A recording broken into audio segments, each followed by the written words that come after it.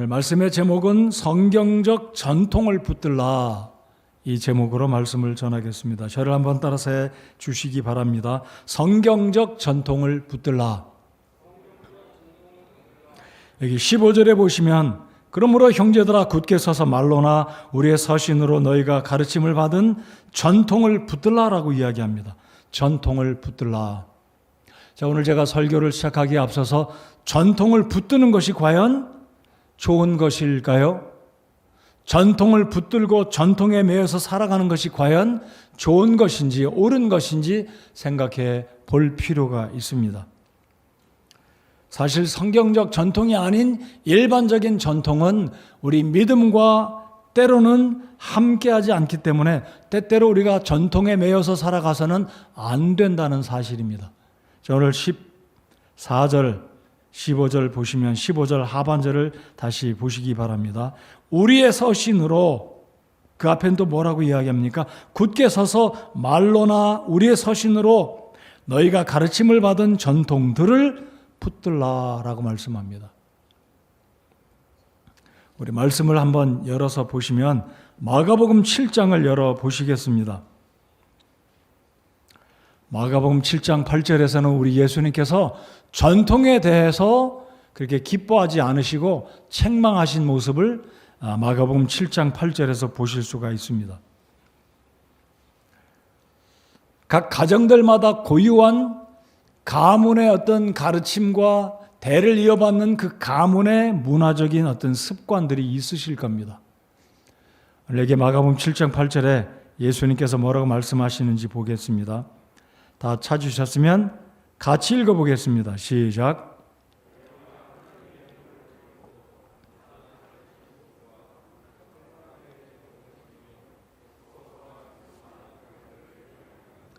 사람들의 전통을 지키는 것에 대해서 예수님께서 지금 긍정적으로 말씀하고 계신가요? 아니면 부정적으로 말씀하신가요? 부정적으로 말씀하십니다. 그러니까 전통은 우리에게 좋은 것도 많이 있습니다. 사실 이게 우리 집안의 전통이다, 우리 한국의 전통이다. 그런데 성경적인 전통이 아닌 것은 반드시 성경과 충돌을 일으키게 되어 있습니다. 쉽게 말씀드려 볼까요? 우리 한국 사람들이 명절을 지키면 유교의 전통, 유교의 아름다운 제사의 전통이 있습니다. 당연히 제사는 성경적인 가르침과 함께 할 수가 없다는 것 여러분이 잘 알고 계실 것입니다. 자, 예수님께서 이 서기관과 바리새인들의 전통을 늘 책망하셨습니다. 자, 여기 7장 8절 방금 읽으신 말씀 보시면 하나님의 명령을 버리고 하나님의 말씀은 제껴놓고 전통만 지키는, 전통만 존중하는 이 당시 유대 지도자들의 이 모습을 주님이 책망하셨습니다. 그러니까 잔을 씻는 것이 전통이었습니다. 음식을 먹기 전에 잔을 씻고 손을 씻고 음식을 먹는 것이 유대인들의 전통이었습니다. 트래디셔널 해빗, 어떤 이들의 전통적인 습관이었는데, 그러니까 전통이라는 것은 때때로 좋은 것도 많이 있지만 이 전통이 성경과 위배된다든지 하나님의 말씀은 중시 여기지 않는 면에 반해서 전통은 더 중시 여긴다면 이 전통은 우리에게 올무가 될 것입니다. 그래서 제가 오늘 설교의 제목에 앞에 붙는 말이 무엇이었냐면 성경적 전통을 붙들라라고 말씀을 드린 것입니다. 자, 다시 데살로니가후서 3장으로 돌아오시겠습니다. 자, 바울 사도는 이 데살로니가 교회를 너무나 기뻐했고 데살로니가 교회 성도들을 생각만 하면 늘 흐뭇해하고 믿음직하고 마음속에 감사가 넘치는 것이 바로 데살로니가 교회의 모습이었습니다. 자, 13절을 보시면 그러나 주께 사랑받는 형제들아 우리가 너희로 인하여 항상 하나님께 감사드려야 하나니 이는 무엇이라고 말씀합니까? 이는 하나님께서 처음부터 너희를 택하사 성령의 거룩히 구별하심과 진리를 믿는 것을 통해 구원에 이르게 하셨기 때문이라. 14절은 13절과 연관이 되어 있지 않습니까? 이것을 위하여 그분께서 우리의 복음을 통해 너희를 부르사 우리 주 예수 그리스도의 영광을 얻게 하셨느니라. 자, 바울 사도가 이 데살로니가 교회 성도들에게 감사를 지금 표현하고 있는 그 이유는 이들이 성령 하나님의 거룩하게 구별하심과 이들이 구원받았기 때문에 성령께서 그들을 속과 거룩함, 세속과 성별됨을 구별하시는 성령 하나님의 그 은혜를 기뻐하고 감사하였습니다. 또한 진리를 믿는 것을 통해 구원에 이르게 했다라는 것을 상기시켜 주면서 바울은 데살로니가 교회 성도들을 칭찬하고 감사를 표시하고 있습니다. 자, 바울이 이 데살로니가 교회 성도들에게 그들이 받은 구원을 감사하고 그들이 하나님께 거룩히 구별되어져서 살아가고 있는 것을 기뻐하며 그들을 칭찬하고 감사하였습니다. 성경 한 구절을 더 열어서 살펴보면 사도행전 20장을 다 같이 한번 열어 또 보시겠습니다. 사도행전 20장을 열어 보시고 20장 29절을 읽은 후에 다시 데살로니가 후서로 돌아오겠습니다. 데살로니가 전서 후서 3장에 뭔가 끼워두시고 사도행전 20장으로 이제 가 보시겠습니다. 사도행전 20장에 보시면 바울 사도는 에베소 교회 목회자들에게 경고의 메시지를 전하고 있습니다. 조심해라. 내가 떠나고 나면 어떤 일이 있을 것이다라고 조심하라는 이 경고의 메시지를 이 에베소 지역과 이 에베소 지역을 중심으로 하는 이 지역에 목회하는 이 목회자들에게 권고의 말을 지금 전하고 있습니다. 다 피셨으면 20장 29절 30절을 보시겠습니다. 자, 밀레도에서 장로들을 초청해서 바울 사도가 3년 동안 사역했던 에베소 지역을 떠나기에 앞서서 마지막으로 그 지역에 있는 목회자들에게 고별 설교를 하면서 조심하기를 지금 당부하고 있는 것이 29절 30절입니다. 우리 같이 29, 30절을 읽겠습니다. 시작. 내가 이것을 아노니 곧 내가 떠난 뒤에 사나운 이리들이 너희 가운데로 들어와 양떼를 아끼지 아니할 것이요 또 너희 중에서도 제자들을 끌어내어 자기들을 따르게 하려고 왜곡된 것을 말하는 사람들이 일어나리라. 자, 바울이 에베소 지역을 떠나면 거짓 교사들이 밀라도를 비롯해 에베소 지역의 많은 교회들에 은밀하게 들어가 성도들을 아끼지 않을 것이다. 즉 양떼들을 아끼지 않을 것이다. 이 의미는 이리들이라고 표현한 이 비유, 즉 거짓 교사들, 정통적인 성경의 하나님의 말씀을 가르치는 자들이 아니라 거짓 교사들, 쉽게 말씀드리면 이단들과 잘못된 하나님 말씀을 왜곡시키는 자들이 교회에 들어가서 양떼들을 해친다든지 아니면 성도들을 데리고 이끌고 나갈 것이다라고 이야기합니다. 여러분, 이단의 특징이 그러지 않습니까? 은밀하게 교회에 들어와서 잘못된 가르침으로 성도들을 세뇌시킨 다음에 우리가 맞다, 기존에 여러분이 다니는 교회 가르침이 잘못됐다라고 말하면서 사람들을 왜곡된 길로 이끌어갈 것을 바울 사도는 이미 2000년 전에 이미 언급하고 있다는 것입니다. 여러분, 우리가 살고 있는 이 시대에 이단들이 은밀하게 교회에 들어와서 성도들을 왜곡하고 거짓된 진리로 왜곡시키고 성도들을 잘못된 길로 이끌어가고 있다는 것입니다. 그래서 바울은 이 데살로니가 교회 생각하면 그들이 굳건한 믿음 위에 잘 서 있기 때문에 감사한 마음이 넘쳤습니다. 그러면서 다시 데살로니가 교회 성도들을 굳게 세워주기 원하기 위해서 당부하고 있는 말씀이 바로 15절의 말씀입니다. 내가 가르친 말씀, 너희들이 받은 서신, 그러니까 데살로니가 전서와 후서를 받은 그 하나님의 말씀을 통해서 굳게 하나님의 정통의 말씀을 제대로 붙들라라고 지금 당부하고 있다는 것입니다. 다시 데살로니가 후서 2장으로 돌아오시겠습니다. 14절을 또 한번 제가 읽습니다. 이것을 위하여 그분께서 우리의 복음을 통해 너희를 부르사 우리 주 예수 그리스도의 영광을 얻게 하셨느니라. 15절.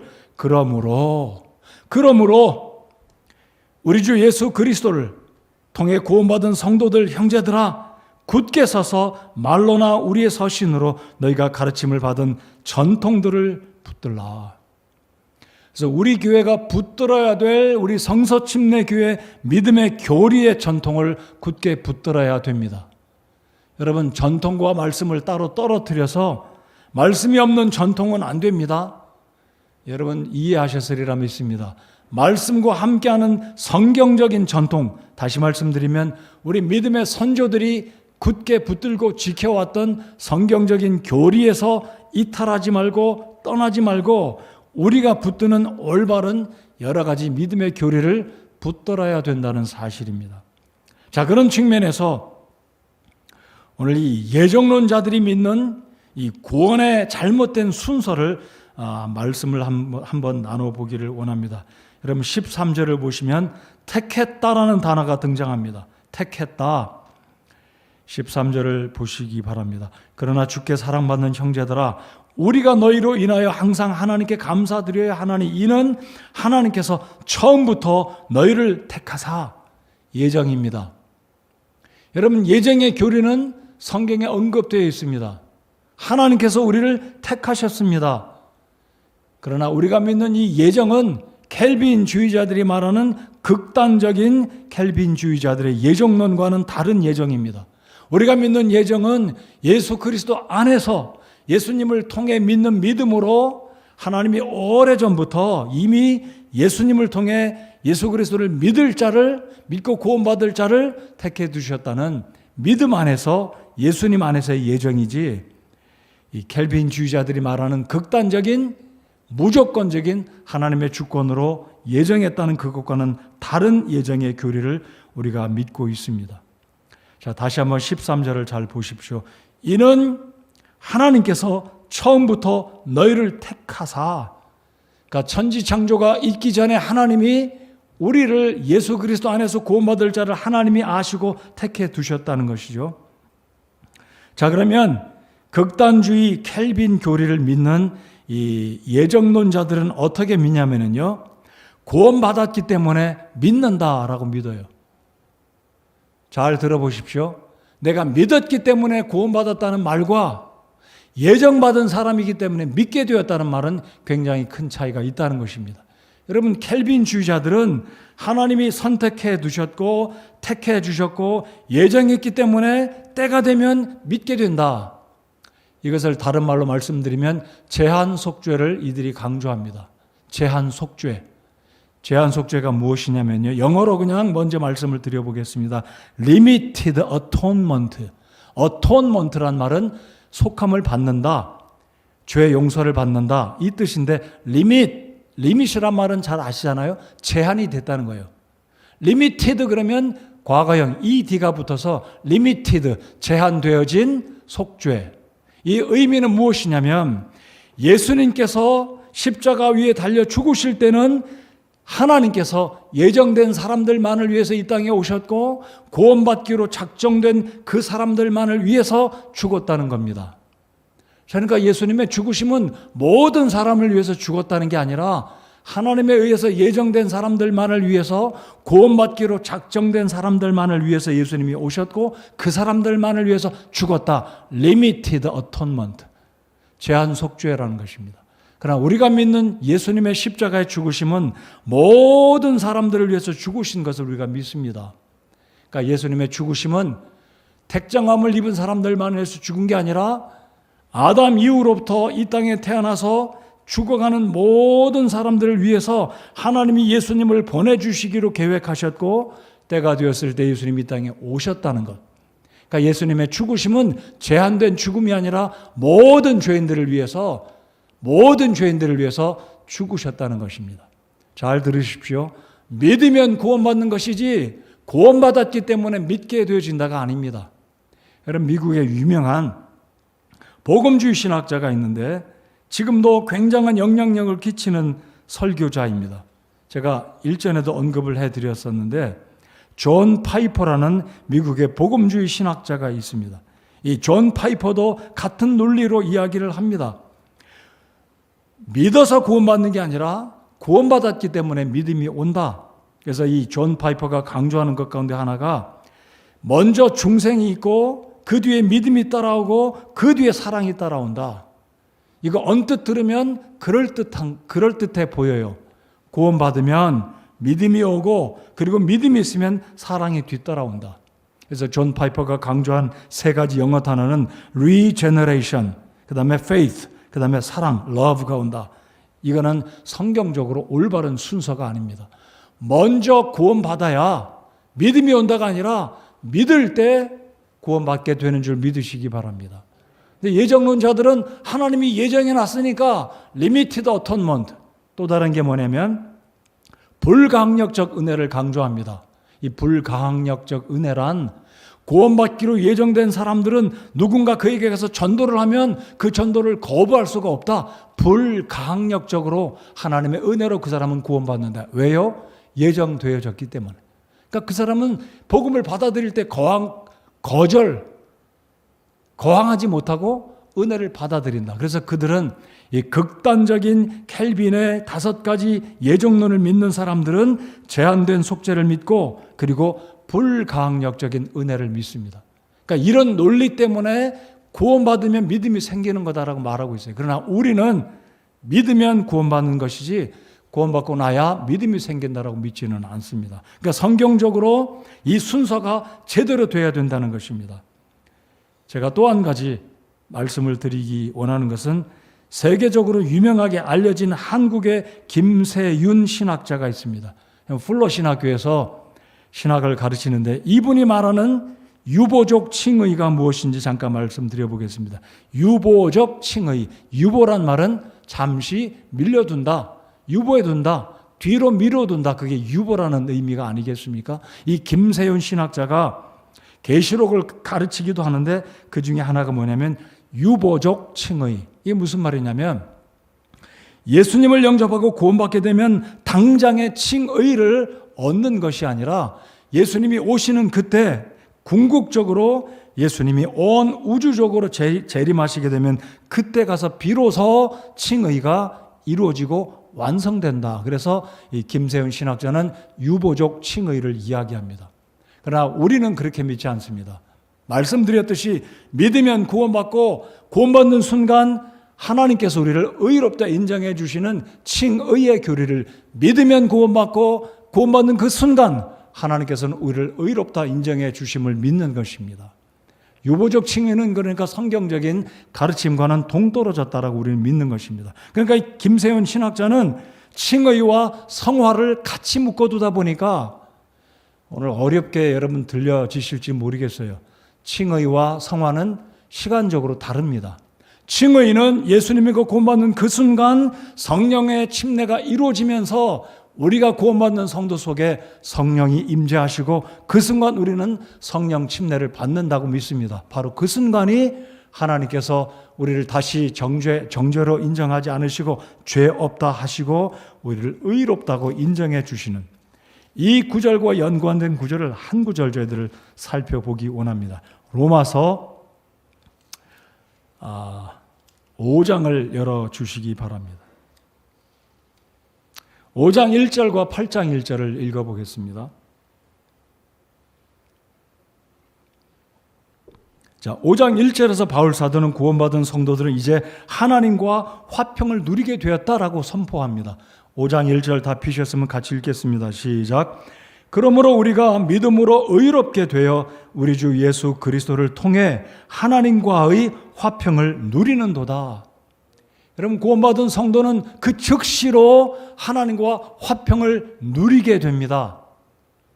자, 5장 1절 상반절에 뭐라고 이야기합니까? 우리가 믿음으로 의롭게 되었다. 구원받았기 때문에 믿는 게 아니라 믿음으로 구원받았고 구원받는 순간 하나님과 화평을 누릴 수 있게 됐다고 성경은 말합니다. 자, 8장을 1절을 보겠습니다. 자, 8장에서는 이미 구원받은 성도들에게 5장에서 구원받은 사건을 8장에 와서는 더 자세하게 이야기하고 있어요.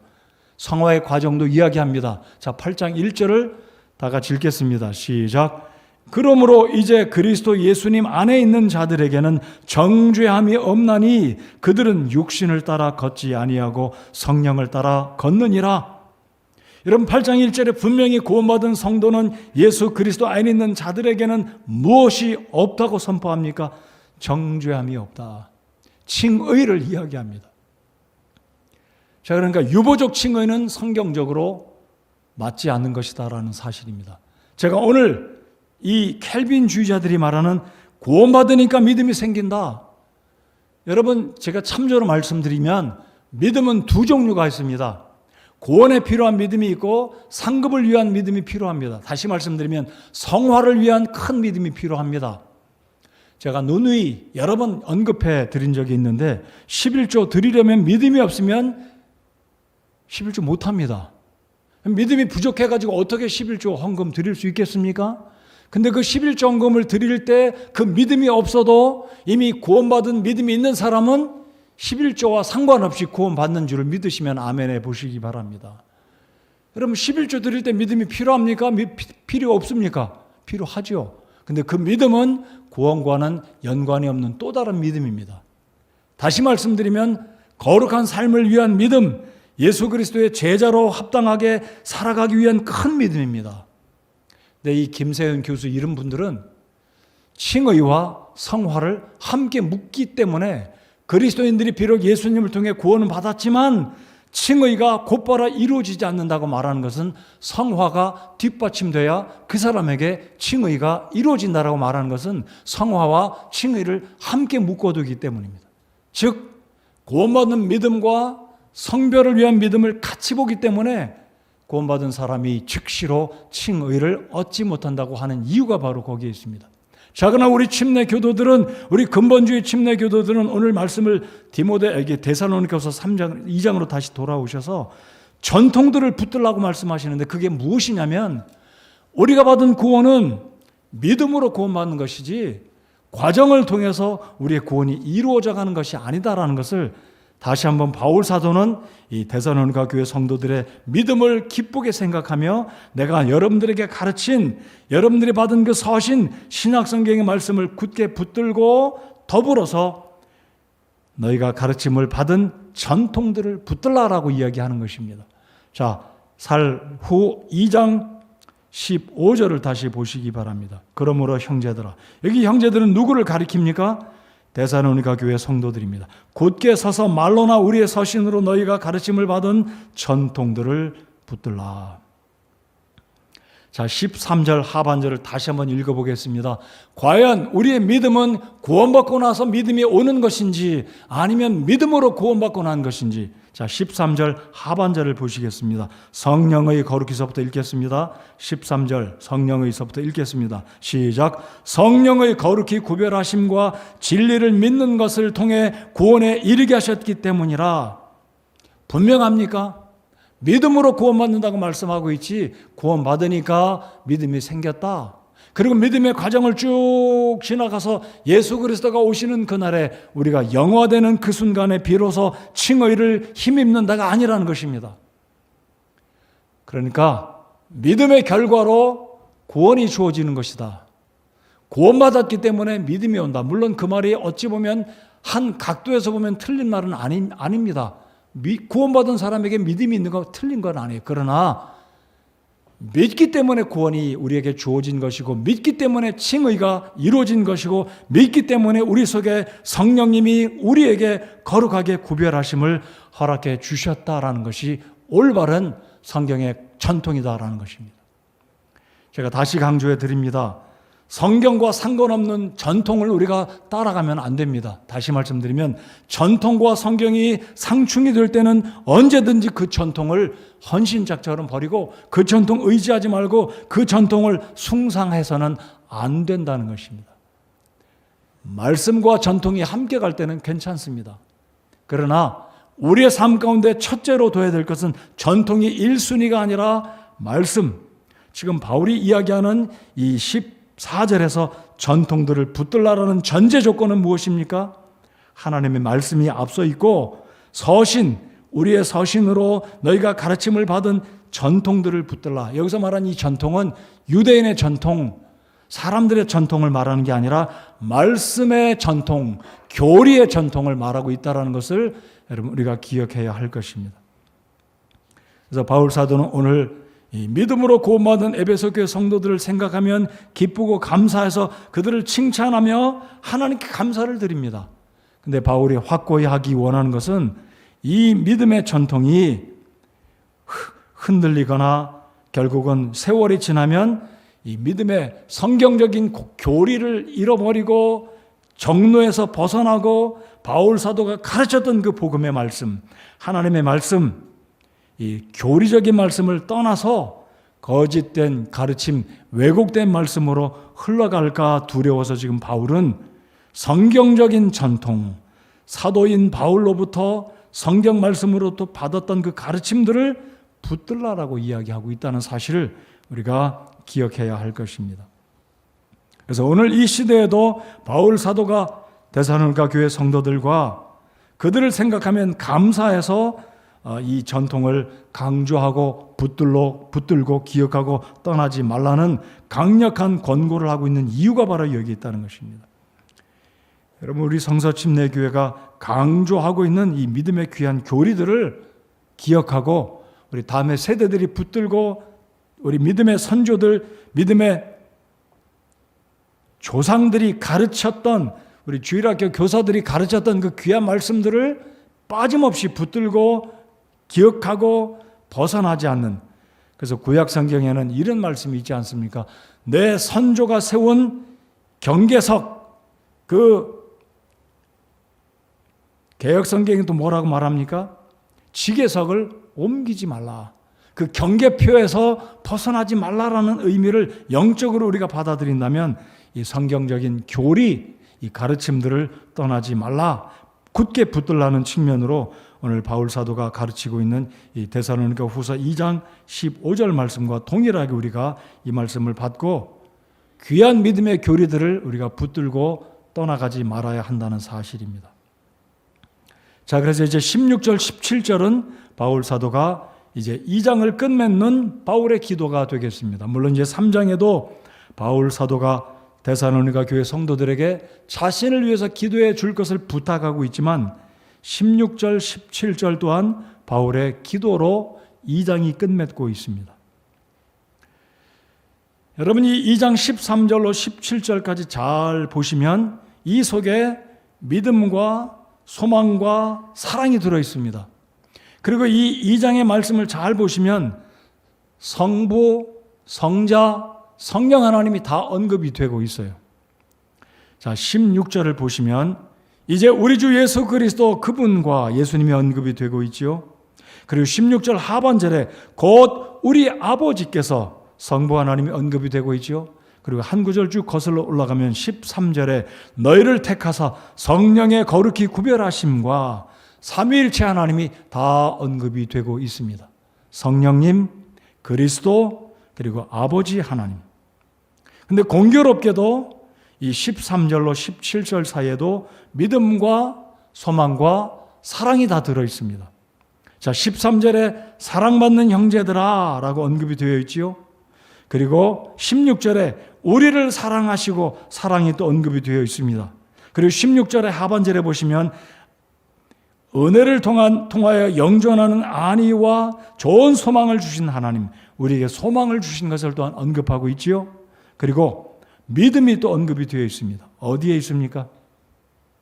13절에 아까 읽었던 이 믿음을 통해 우리 하나님께서 우리를 구원하신, 그리고 14절 쭉 내려보면 이 믿음으로 우리가 구원받은 이 사실에 대해서 이 믿음과 사랑과 소망이 이 13절, 17절 사이에 13절 중간에 보시면 진리를 믿는 것을 통해 구원에 이르게 하셨기 때문이라고 말씀을 하십니다. 잠깐 우리 데살로니가 전서 1장 3절로 가볼까요? 왔다 갔다 해서 좀 헷갈리실지는 모르겠지만 이 바울 사도는 데살로니가 교회를 생각하면 칭찬을 하게 되는 잊지 않고 빼놓고 언급하고 있는 세 가지 언급이 있습니다. 굉장히 유명한 것 아닙니까? 1장 3절에 보시면 하나님 곧 우리 아버지 눈앞에서 우리 주 예수 그리스도 안에 있는 너희의 믿음의 무엇이라고요? 믿음의 행위와 그 다음에 사랑의 무엇입니까? 사랑의 수고와 그리고 소망의 무엇입니까? 인내를. 믿음과 사랑과 소망이 다 언급되어 있습니다. 하나님 아버지와 예수 그리스도와 그리고 성령 하나님이 언급이 되어 있습니다. 그래서 우리의 삶 가운데 믿음과 소망과 사랑은 언제까지든지 함께 있을 것이다라고 바울 사도가 고린도 전서 13장에 언급하지 않았습니까? 자, 그러므로 믿음은 반드시 무엇이 결과로 나타나야 된다고 바울이 이야기하냐면, 믿음은 반드시 무엇이 수반이 되어야 합니까? 행위가 뒤따라와야 된다. 살아있는 행위, 행동이 뒤따라와야 그 믿음이 진짜 살아있는 믿음이다. 믿음의 행위와 그 다음에 사랑의 무엇이라고요? 사랑의 수고. 우리가 말로만 사랑한다 하는 게 아니라 사랑에는 진짜 수고가 뒤따라와야 그 사랑이 진짜 사랑이다라는 것입니다. 그러면 소망은 무엇이 뒤따라와야 되겠습니까? 소망에는 무엇이 있어야 된다고요? 인내입니다. 자, 다시 데살로니가 후서 2장으로 돌아오셔서 오늘 말씀을 이제 끝맺겠습니다. 오늘 제가 이 17절 말씀을 보니까 우리 하나님이 얼마나 좋으신 하나님이시냐면, 제가 오늘도 권자매님과 이 전화 통화를 하면서 참 얼마나 마음이 착잡하셨을까. 명절을 기쁘게 아주 즐겁게 보내셔야 되는데 수술 날짜를 잡아두고 있고 몸은 아프고 암이라는 소식을 들었을 때 우리 권자매님 얼마나 힘드실까. 아마 권자매님과 우리 김 집사님 가정만이 아니라 우리 성도님들 가정 가운데도 우리 김부국 자매님이 저랑 통화를 하는데 하고 싶은 말씀을 못 하시니까 결국 막 우시면서 이야기를 하시는데 제 마음이 참 안타까웠습니다. 저도 얼마나 힘들었는지, 사실 제가 힘든 건 얼마나 힘이 들겠습니까마는 그 자매님을 제가 무엇이라 위로를 못 드리겠더라고요. 이 자매님이 저한테 이야기를 하고 싶은데 말씀은 못 하시고 말이 제때 안 나오니까 얼마나 갑갑하시겠어요. 그러니까 자매님이 막 그냥 안타까워 어쩔 줄 모르시면서 흐느끼면서 이야기하시는데 참 제 마음이 참 그랬습니다. 근데 오늘 이 말씀을 보십시다. 17절 다 같이 한번 읽어보겠습니다. 17절 시작. 너희 마음을 위로하시고 모든 선한 말과 일에서 너희를 굳게 세우시기를 원하노라. 이게 바로 바울의 마음일 뿐만 아니라 하나님 우리 아버지의 마음, 성부 하나님, 성자 하나님, 우리 성령 하나님의 여러분을 향한 마음이시다라는 것입니다.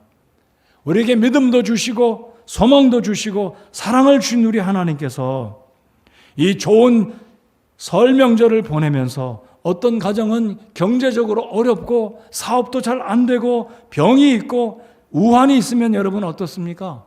우환이 있으면 어떻게 웃음이 제대로 나겠습니까? 맛있는 음식을 먹어도 그 맛이 그렇게 맛있게 느껴지겠습니까? 먹는 둥 마는 둥 하고 설이 왔다가 언제 가는지를 모르고 그렇게 지나가지 않겠어요? 김원일 형제와 김원숙 자매가 아마 집에 와서 부모님과 설을 셀 텐데 얼마나 그 자녀들의 마음이 착잡했겠어요. 아버지는 치매가 오셔서 어려워지시고 어머니는 또 수술 앞두고 있는데 자식들의 마음이 얼마나 힘들었겠습니까? 생각을 해보니까. 근데 오늘 이 말씀을 제가 보니까 너희 마음을 위로하시고 모든 선한 말과 일에서 너희를 굳게 세우기를 원하노라 그랬습니다. 누가 원한다고요? 1차적으로는 바울이 원합니다. 사실은 이게 누구의 원한다는 말씀이냐면 바로 우리 하나님 아버지가 저와 여러분을 향해서 위로의 하나님이 우리를 위로하시고 모든 선한 말과 일에서 우리를 굳게 세워주시기를 원하신다는 것입니다. 이 말씀을 다시 한번 들으실 때 하나님께서 여러분의 마음에 위로가 되시고 우리의 말, 우리의 일도, 우리의 직장과 사업도, 우리의 가정도 하나님이 굳게 세워주시기를 원하시는구나. 이 말씀을 들으실 때 위로가 되시고 힘내시기를 바랍니다. 이제 명절 끝에 다다랐습니다. 내일서부터는 아마 우리 성도 여러분들 다시 출근해서 일터에서 열심히 일하셔야 될 텐데 오늘 이 말씀을 우리 가슴에 새기고 돌아가시기를 바랍니다. 우리의 믿음의 정통에서 떠나지 않고 이 세상에서 어떤 잘못된 신학자들이 어떤 이단, 어떤 사람들을 미혹하고 우리를 왜곡시켜서 정로에서 떠나게 할지라도 우리 성서침례 교회가 붙들고 있는 특별히 이 교리의 정로에서 떠나지 말고 이 교리 성서침례 교회의 올바른 성경적인 믿음의 전통을 붙들고 믿음 생활을 굳게 달려가는 우리 교회 모든 성도들이 되기를 바랍니다. 그리고 16절 이제 우리 주 예수 그리스도 그분과 또 우리를 사랑하시고 보십시오. 우리를 사랑하시고 은혜를 통하여 영존하시는 안위와 우리 16절도 한번 읽어야 되겠네요. 16절 읽으실 때마다 그 단어 하나하나가 여러분 마음속에 쏙쏙 들어와 박히는 위로의 말씀이 되기를 바랍니다. 16절 다 같이 읽겠습니다. 이 시간 인터넷을 통해 이 말씀을 함께 들으시는 여러분들 손에 성경이 있으신지 모르겠지만 앞으로 가정에서 예배를 드리시는 분도 성경책을 들고 그 자리에 앉아서 제가 읽어가면 같이 말씀을 읽으시기를 바랍니다. 16절 다 같이 읽겠습니다. 시작. 이제 우리 주 예수 그리스도 그분과 또 우리를 사랑하시고 은혜를 통하여 영존하시는 안위와 좋은 소망을 주신 하나님 곧 우리 아버지께서 너희 마음을 위로하시고 모든 선한 말과 일에서 너희를 굳게 세우시기를 원하노라. 아멘. 성도 여러분들, 여전히 여러분 가정에 우환이 있고 경제적으로 어렵고 내일을 향한 소망이 아직도 깜깜하게 보여질지 모르지만 우리 하나님은 우리를 위로하시는 하나님이십니다. 이제 우리 주 예수 그리스도 그분과 또 우리를 사랑하시고 은혜를 통하여 영존하는 안위와 모든 좋은 소망을 주신 하나님 곧 우리 아버지께서, 우리 아버지께서, 여러분의 아버지께서 너희 마음을 위로하시고 모든 선한 말과 일에서 너희를 굳게 세우시기를 원하노라. 이게 바울이 데살로니가 교회 성도들을 향한 기도였습니다. 저의 기도가 그렇고 우리 성도들의 기도가 그러하다고 제가 믿습니다. 그래서 아픔 가운데 있는 참 건강이 넉넉지 않으신 우리 김보국 자매님이나